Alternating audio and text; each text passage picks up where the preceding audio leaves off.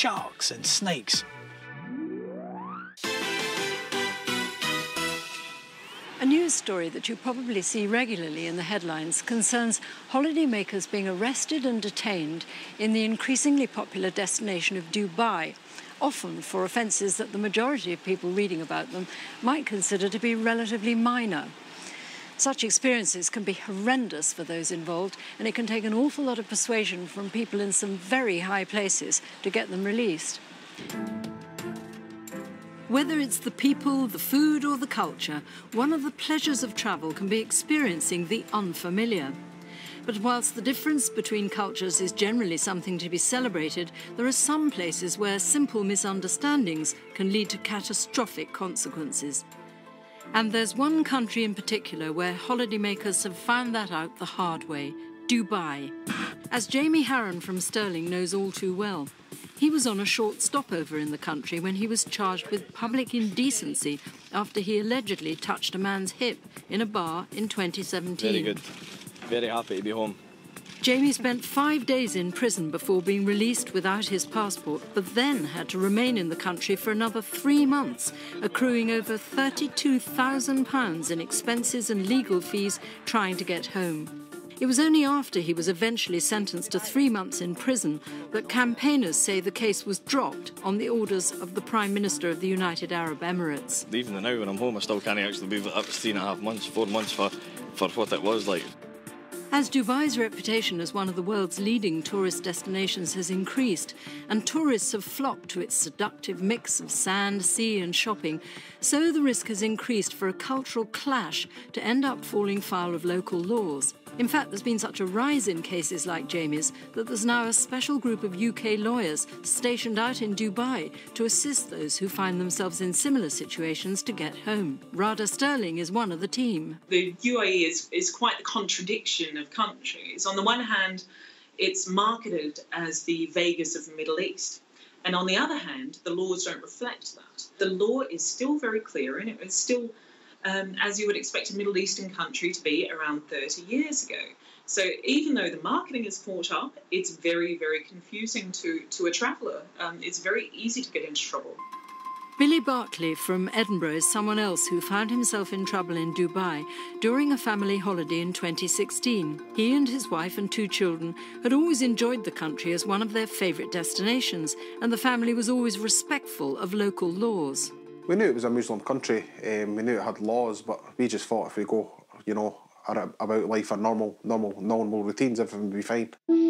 As on previous holidays to Dubai, the family just kept themselves to themselves and didn't have any problems. That was until Billy went to a bureau de change to exchange some of his British money for the local currency. Well, the chap had said to me that he couldn't understand why we had sort of different notes, some English, some Scottish, and different Scottish ones, different, because in Scotland you have several £20 notes, and he couldn't understand that. Not recognising one of the Scottish notes that Billy was trying to exchange, the cashier claimed it was a fake and called his manager, who immediately phoned the police. Billy and his family were then taken in for questioning. They took me and my family away to the CID police station in Ras Al Khaimah, about half an hour drive from the Al Hamra Mall, and we were there for about 13 hours. While the Dubai police carried out their investigation, which included searching the family's hotel room for any more fake notes, his wife Monique and 2 children were told to wait at the police station until Billy was released and told he could go free. Then eventually we got the passport back. They had cleared us of any crime. They says no charges have been brought. We're very sorry this has happened to you, and you are free to go. And that's when I asked them, is everything okay? Can we come back, or are we? And they says, yes, no problem, this is an accident.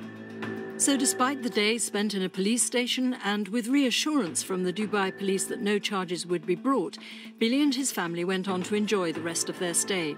In fact, they had such a good time, they booked a return 10-day holiday in 2017. But as soon as the family arrived back in Dubai, the police took Billy to one side. Well, the chap had tapped me on the shoulder and pulled me back. And I says, is there a problem? He says, come with me. And from there, they were going to take me to the police station. I says, no, I want to see my family. I need to know we need to tell my family what's going on. And she had came up to the police station with us in the airport, and they says that I had a case in Ras Al Khaimah from last year. The police told Billy that the case involving the so-called fake £20 notes a year earlier had been reopened and that he was to go with them to face further questions. And I was like, no, this was all solved. And they just couldn't take it in. You know, I was trying to explain my case to them that it was cleared. And they kept saying, no, it's a paperwork error. This is a paperwork error. You will stay with us, your family will go to the hotel, and you will be with them within an hour. But an hour came and went, and Billy wasn't released. In fact, this was only the beginning of what was to be a long, drawn-out legal process. Just sitting in a room, you know, a room not even the size of a couch. It was just horrendous. No water or nothing in there, you know. I was in there from, I think it was 8 o'clock in the morning till 4:30. And then that's when they arrested us, shackled us, and took us away to the headquarters police in Dubai. Billy spent the next 3 days in custody, locked up in a cell with other inmates and without any contact with the outside world. So that's when I started to worry, and I thought, you know, I'm up on a fraud charge here. This isn't a petty crime over here. There's chaps in there for, you know, holding hands or turning up, being drunk in the street, you know, that are facing years in prison, and I'm charged with fraud. That's when I know this is getting bad now, you know. After 4 days in custody, Billy was released, but his passport was confiscated, meaning he couldn't leave the country. For the remaining 6 days of the trip, the family battled to get his passport returned without success. So Billy's wife and children had no choice but to return to the UK without him. The worst moment for me was saying goodbye to my kids, you know, letting them go to an airport on a plane, saying, coming home, and I'm stuck there not knowing, and them not knowing when they're going to see me again. Billy remained in Dubai while his case made its way through the country's legal system. And when after 3 weeks he was told his case had been referred to the Abu Dhabi High Court, he feared the very worst. I'm facing prison. And I think, although you're telling yourself you're not going to prison, we all knew I was going to prison over there. And you sort of try and tell yourself you're not, and you try and fight it, but you can't fight nothing over there. Back at home, his family were desperately worried.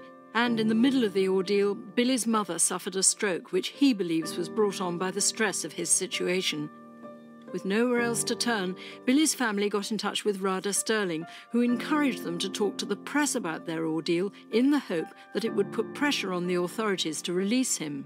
As soon as we went to press, within around 24 hours, the Ras Al Khaimah Tourism Board intervened in the legal process and got his passport back. So you can see how important it is that people actually get their story out into the media.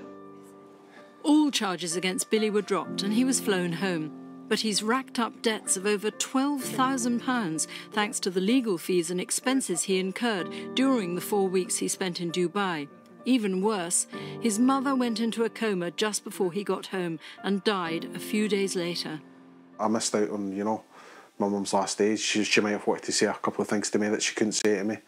I was robbed of that, being detained in Dubai. What's also so sad about Billy's case is that, as a regular visitor, he was well aware of the country's regulations and restrictions and respected them.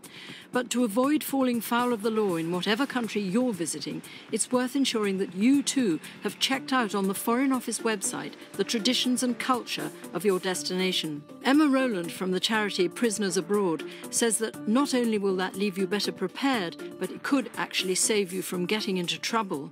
It's always worth doing a bit of research before you go to a destination, because that's part of the fun of planning your holiday, is learning a bit about where you're going to go, what you're going to be doing. It's all part of the anticipation.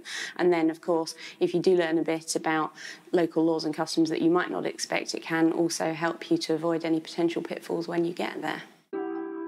Billy says he will not return to Dubai, the country he once loved. And all he and his family can do now is come to terms with the loss of his mother and try to repay the huge legal bill that he's stuck with. Oh, it's completely ruined our lives. Obviously, I've lost my mum due over all this carry on, you know. I'm thousands of pounds, everything's gone, you know. They've just completely ruined our lives.